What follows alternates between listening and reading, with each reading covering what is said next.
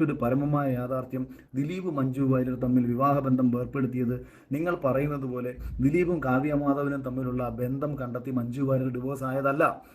ദിലീപേട്ടനാണ് Manju വാര്യരെ divorce ചെയ്യണമെന്ന് പറഞ്ഞ് കോടതിയിൽ കേസ് ഫയൽ ചെയ്തത്.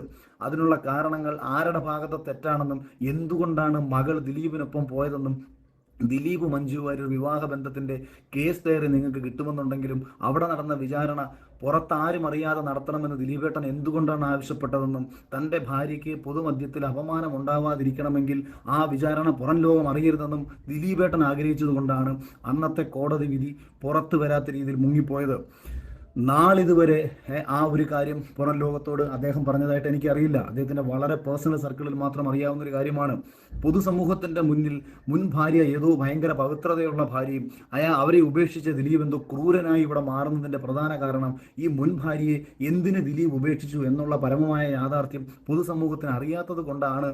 ഇത് നിങ്ങൾ ആ കോടതി വിധിയിൽ പോയിട്ട് അന്നത്തെ കേസ് എടുത്തു വെച്ച് നിങ്ങൾ ഒന്ന് പഠിച്ചു കഴിഞ്ഞാൽ ഇതിനകത്ത് ആരാണ് ശരി ആരാണ് തെറ്റ് എന്നൊക്കെ മനസ്സിലാകും. കുറഞ്ഞ പക്ഷം പൊതുവെ അമ്മമാർക്കൊപ്പം നിൽക്കുന്ന പെൺമക്കൾ എന്തുകൊണ്ടാണ് ഇവിടെ അമ്മയുടെ ഒപ്പം നിൽക്കാതെ അച്ഛൻ്റെ ഒപ്പം പോയി എന്നുള്ളത് നിങ്ങളൊന്ന് മനസ്സിലാക്കാൻ ശ്രമിച്ചാൽ മതി. ഇപ്പം ബാലയും നമ്മുടെ അമൃതയും തമ്മിലുള്ളൊരു ബന്ധം എടുത്തു നോക്കൂ. അവിടെ അമ്മയ്ക്കൊപ്പം ആ മകൾ പോവുകയാണ്. പൊതുവേ നമ്മൾ ഇത്തരം ഏത് കേസ് എടുത്താലും പലപ്പോഴും നമ്മൾ കണ്ടിട്ടുള്ളത് അമ്മമാർക്കൊപ്പം മകൾ പോവുകയാണ്. അച്ഛൻ്റെ ഭാഗത്ത് വലിയ തെറ്റ് സംഭവിച്ചിട്ട് കുടുംബ ബന്ധത്തിൽ അമ്മയെ ഉപേക്ഷിക്കുന്ന സാഹചര്യം വന്നാൽ അമ്മയ്ക്കൊപ്പം നിൽക്കുകയാണ് മക്കളൊക്കെ ചെയ്യുന്നത്.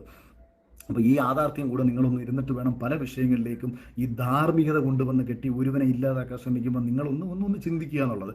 ഇനി ഇപ്പോൾ നമ്മൾ സാധാരണ രീതിയിൽ തന്നെ നോക്കിക്കഴിഞ്ഞാൽ ഏതെങ്കിലും ഒരു സെലിബ്രിറ്റീസ് ഇതേ കണക്കുണ്ടെങ്കിൽ വേർപിരിഞ്ഞ് കഴിഞ്ഞാൽ ഉടനെ ഉണ്ടെങ്കിൽ രണ്ട് സൈഡിലും ആൾക്കാർ ഇന്ന് സംസാരിക്കാൻ തുടങ്ങും.